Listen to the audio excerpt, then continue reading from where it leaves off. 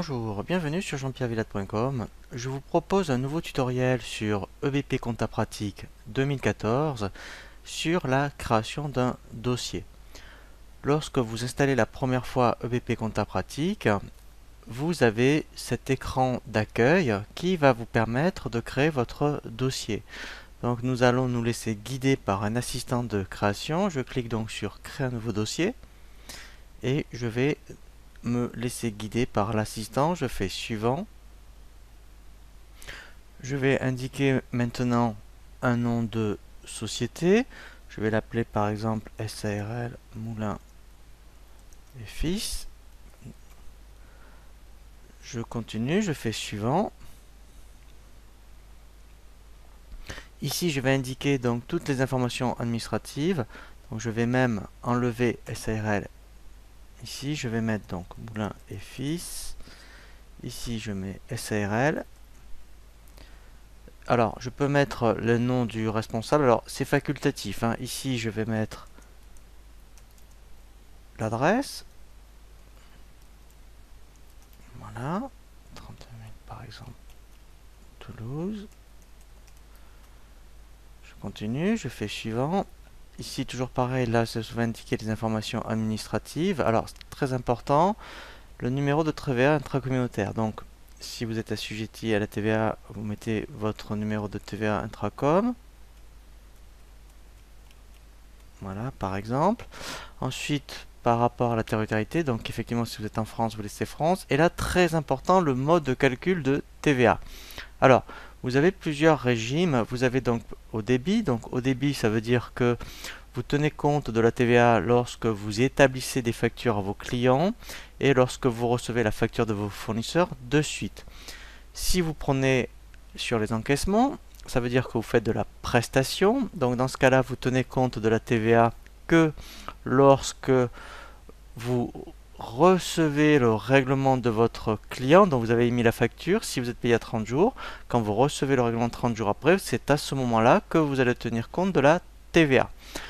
Pareil donc pour les fournisseurs, quand vous réglez un fournisseur à 30 jours, vous ne tiendrez compte de la TVA que lorsque vous allez régler. Si vous pouvez avoir dans le cas mixte, donc mixte ça veut dire qu'on peut avoir à la fois de la TVA au débit et aux encaissements. Un exemple, un revendeur informatique qui par exemple vend du matériel mais au fait de la formation, donc il a une activité de négoce, donc dans ce cas-là sur cette activité de négoce, il va tenir compte de la TVA au débit, et sur la formation par exemple, c'est de la prestation de service, il va tenir compte de la TVA aux encaissements. Donc dans ce cas-là, il mettra mixte. Donc on verra par la suite un tutoriel qui vous montrera, si vous êtes aux encaissements notamment ou mixte, comment tenir compte de la TVA que lorsque vous avez les règlements clients. Donc pour l'instant, je vais laisser sur les... Alors je vais mettre mixte, comme ça moi on verra les deux cas de figure. Je fais suivant. Donc là, alors effectivement, donc là je vais le décocher moi, parce qu'en fait importer tous les codes postaux, donc je vous conseille de le laisser, hein, mais si je le laisse cocher, ça va être un peu plus long, le temps qu'il rapatrie toutes les tables département, code postal. Donc là je fais suivant. Alors c'est pas grave, mon numéro TVA intracom est erroné. Ici voilà, très important, les dates d'exercice. Alors là, il faut vraiment faire attention parce qu'après, c'est irréversible. Alors, donc là, je vais prendre un exemple tout simple. Je suis au 1er janvier, je commence une activité, 1er janvier 31-12. Et ensuite, c'est lui qui gère N+1. Alors, donc là, tout dépend. Vous pouvez être au 1er mars, 1er septembre, par exemple. Donc, il faudra bien mettre ces dates-là. Si vous êtes au 1er mars ou au 1er septembre, voire au 1er juillet, vous mettrez bien 1er juillet et la date de fin d'exercice. Alors, vous pouvez mettre aussi un exercice sur 18 mois, il n'y a pas de souci. Après, lui gérera N+1 sur une année.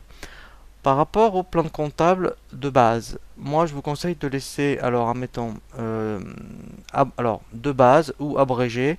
Donc ça veut dire qu'il va rapatrier un minimum de comptes et après vous allez personnaliser vos comptes, sachant qu'il y a une option qui a un plan de comptable de référence.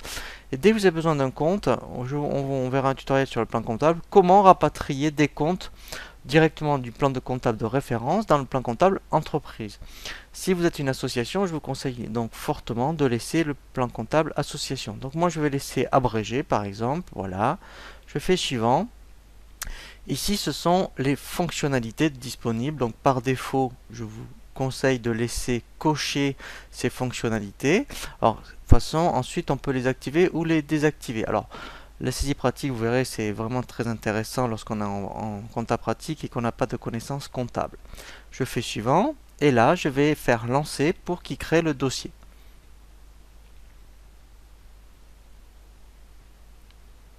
Voilà, donc là, il a pratiquement terminé la création du dossier. Donc c'est un petit peu long hein, au départ, c'est normal.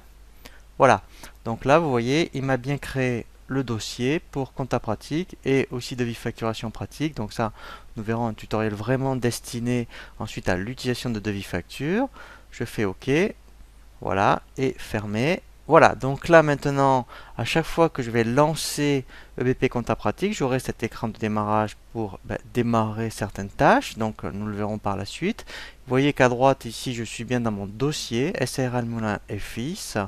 Et maintenant, nous allons voir un tutoriel comment bien paramétrer lorsqu'on démarre les informations société, qui est vraiment, je dirais, la première étape à faire avant de commencer à effectuer des opérations comptables. Je vous dis à très bientôt sur jeanpierrevillette.com pour un nouveau tuto sur EBP Compta Pratique